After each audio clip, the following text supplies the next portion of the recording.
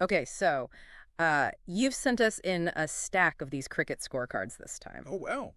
Yeah, from the Footscray Angliss Cricket Club's 2024-25 season. Okay.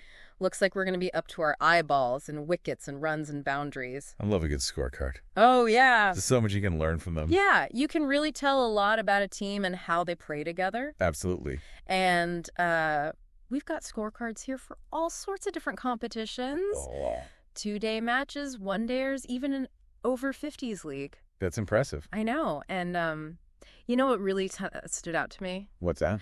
Was that some of these players, they're appearing on like multiple scorecards. Really? Yeah, across different teams and age groups. Oh, wow. Almost like, So they're playing. yeah, they're like Footscray Angliss' own personal Avengers or something. That's dedication. Yeah? Not many players would be committed enough to play at that many different levels. Yeah. It's really impressive. Well, first, let's take a look at how some of the club's kind of flagship teams did. Let's start with the Footscray Angliss Second X, Endo. Right. Their King Shield Round 7 match against Bellbridge Second XX. They won. Nice. But, you know, looking at the scorecard here, it's the individual performances that really make this one kind of come alive. Yeah. Cooper Hibbard and Samuel Kukuka. Okay. Both of them cracked half-centuries, 54 and 58 runs, respectively. 2 half-centuries in one match. Mhm. That's pretty impressive. Yeah. You know, I wonder if they're known for their partnerships. It's a good question. Do they bat well together often? Yeah, I mean, you know, I'm seeing a lot of good partnerships on these scorecards. Interesting. Makes me think that, you know, maybe it's part of their strategy, especially in those longer format games. Makes sense. Yeah. You know, partnerships are so crucial in cricket, especially in those 2-day matches. Right. Like the King Shield, it's all about, you know, wearing down the opposition. Yeah. Building momentum. Right. Setting this stage for those big scores. And speaking of wearing down the opposition, Yeah. we can't overlook Baljit Singh's bowling performance in that second XLI match. Oh, right. He took 4 wickets. Wow. That's got to be demoralizing for the other team. 4 wickets is huge. Yeah. That can single-handedly swing the momentum of the entire match. Yeah. You can practically feel the pressure mounting on those batsmen as each wicket falls. Yeah, it must be nerve-wracking. Absolutely. Now, the Footscray Angliss first XLA, they had a bit of a tougher time in their Evans-Clark Shield Round 7 match against Bellbridge first XLA. Mm-hmm. This scorecard that we have is actually from like mid-match. Oh, really? Yeah, so it's kind of like we're looking at a game frozen in time. A cricket cliffhanger. Yeah. You don't often see scorecards like that. No. It really highlights how every ball bowled, Mm-hmm. every run scored.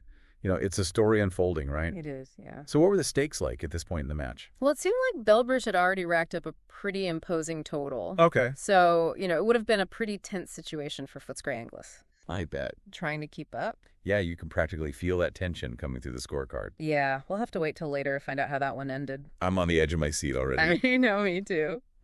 But before we get to the fate of that first Ekadai match, let's take a look at some of the other Footscray Angliss teams All right. that you've got scorecards for.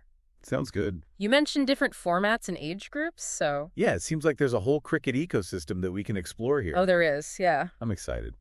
Let's start with the Footscray Angliss D15 fifths. Oh, yeah. They dominated their Division 15 Round 10 game against Altona Roosters D15 fourth Ek-I. Mm-hmm. And get this, Bill Henderson, he achieved something that many cricketers only dream of. Oh, wow. Another half century. Even better than that. Really? He carried his bat.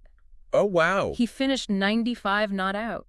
That's incredible. So that means he was on the field. The whole time. The entire innings. Wow. Facing every single ball bowled at his team. And he didn't get out. Without getting out. That's amazing. Yeah. Carrying your bat is a real testament to skill. Oh, yeah. Concentration. Absolutely. Mental toughness. Yeah. It's not just about scoring runs. Yeah. You know? Sure. It's about anchoring the entire innings for your team. Yeah. And to be so close to a century as well. Yeah. That must be a little bit bittersweet. Yeah, I bet. But still an incredible achievement. It's amazing. Absolutely. But Footscray Angliss's success wasn't just limited to the younger generations. Oh. Their over 50s team also brought home a victory. Right. In their VCV over 50 mixed B division, Mm-hmm. round 3 match against Southwest Veterans over 50 mixed Southwest. That's a mouthful. I know. But it's great to see players of all ages still passionate about the game. Yeah. You know what they say? You're never too old for cricket. That's right. I bet that over 50s competition is just as competitive as any other. I think so. Yeah, those kids are serious. And speaking of competition, this is where it gets really interesting. Remember those cricket superheroes I mentioned? Yeah, the ones playing all the different teams? Yeah, there are two names that keep popping up on these scorecards. Okay, who are they? Spiros Koziaris and Daryl Vateja. Yeah? They're playing for multiple Footscray Angliss teams. Wow, that's some serious dedication. It is. I'm curious, what kind of contributions are they making to these different teams? Right. Are they bowling, batting a bit of both? Well, Spiros appears in both the over 50 scorecard where he took a wicket All right. and the D15 fifths scorecard where he contributed with the bat. Wow, so he's a versatile player. Yeah. Talk about versatility.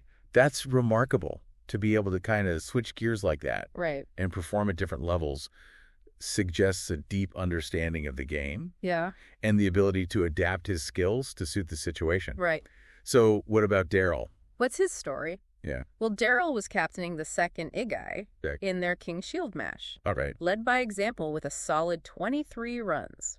Ah, so he's a leader on or off the field. That's right. That's valuable in any team. Yeah. A captain who can inspire with both their performance and their attitude. Right. That's the kind of leader you want. And that's not all. What else? Daryl also played a key role in that over 50s victory. Oh, really? How so? This time with a crucial catch-out in the field.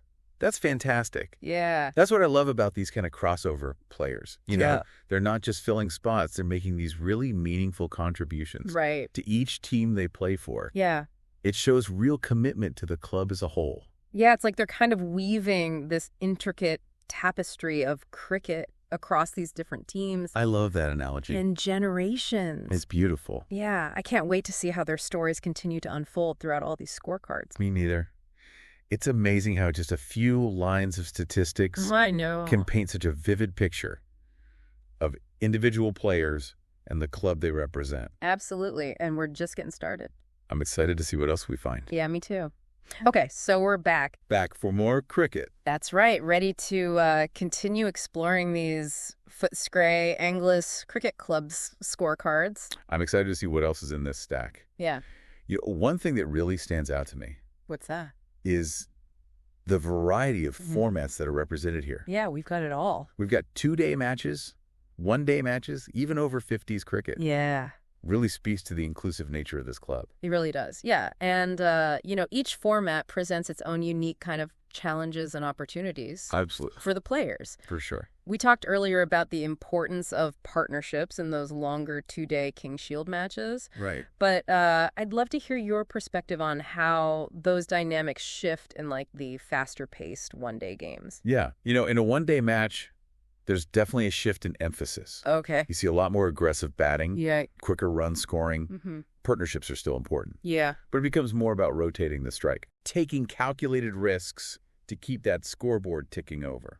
So less about wearing down the opposition and more about just like, you know, seizing those opportunities. Is that cricket? It's a much faster game. Yeah. And because you've got that limited number of overs, every wicket becomes even more crucial. Oh, yeah. You know, a collapse in the batting order can completely derail a team's chances in a 1-day match. Makes sense. It's a completely different mindset compared to that more strategic approach you see in 2-day cricket. Right. And speaking of different mindsets, I'm curious about that over 50s competition. Oh, yeah. What are some of the nuances of playing cricket at that level? Well, you know, for one thing, experience becomes a major asset in over 50s cricket. Right. These players have seen it all. Right. They understand the game inside and out. Yeah. And while they might not have, you know, the same youthful energy, they more than make up for it with clever tactics. Okay. Well-honed skills. Yeah. So it's more about strategy and finesse than like raw power. Yeah, to an extent, and athleticism. But don't underestimate these players. Yeah. They can still be incredibly competitive. I bet. And put on a great show. Oh, I'm sure. Remember Spiros Koziaris? Yes. Our superhero player? Yeah. Taking that crucial wicket in the over 50s match? It just goes to show you that age is no barrier. Absolutely. When it comes to performing at a high level. It's all about the love of the game. That's right. And the skill. Yeah. And speaking of our superheroes, I'm so fascinated by how their roles seem to change, depending on like what team and format they're playing in. It's true. It's like they're constantly adapting their game. That's what makes them so valuable. Yeah. They're not just specialists. Right. They're all-rounders Yeah. who can contribute in different ways depending on what the team needs. Yeah, like, for example, Daryl Vitea, Yeah. who captained the second XEI Right. with that, solid batting performance. Mm-hmm. Also made a game-changing catch in that over 50s match. There he is again. Yeah. Mr. Versatile. It highlights the importance of adaptability in cricket. Oh, absolutely. Being able to read the game, understand your role, Yes. adjust your approach accordingly. It's crucial. Yeah, especially when you're playing across all these different formats and teams. Exactly. You got to be able to wear many hats, right, so to speak. Yeah, it's almost like they have this sixth sense for knowing where they're needed most. They just have that cricket intuition. I know. It's impressive. It's really impressive. And while we're talking about these superhero players, I noticed something interesting about Spiros Koziaris' performance in the D15 fifths match. What's that? The scorecard shows that he bowled 2 maidens. Ah, maidens. In that match. Now, for listeners who might not be familiar with that term, a maiden over is one in which the bowler doesn't concede any runs. That's right. It's a real test of accuracy and control. And it can be a huge psychological blow to the batting team. Yeah, it's like you're putting on all this pressure. Exactly. But not giving them anything to hit. You're shutting them down. Yeah. It's a battle of wills out there. So even when he's not taking wickets, Spiros is still putting the pressure on. Absolutely. By keeping those runs down. It's those little details. Yeah. That often go unnoticed, but can make a huge difference in the overall outcome of the match. Yeah, those small contributions can really add up. It's like a chess match. Oh, yeah. Where every move has consequences. Right. Sometimes it's the subtle plays that set up those big moments. And speaking of big moments, oh, yes, we still haven't revealed the fate I know. of the Footscray Angliss first XC. That cliffhanger. In that Evans-Clark Shield match. I've been waiting. I know you have. To find out what happened. Well, we've managed to track down the final scorecard. Okay. And I have to say, it really is a testament to the unpredictable nature of cricket.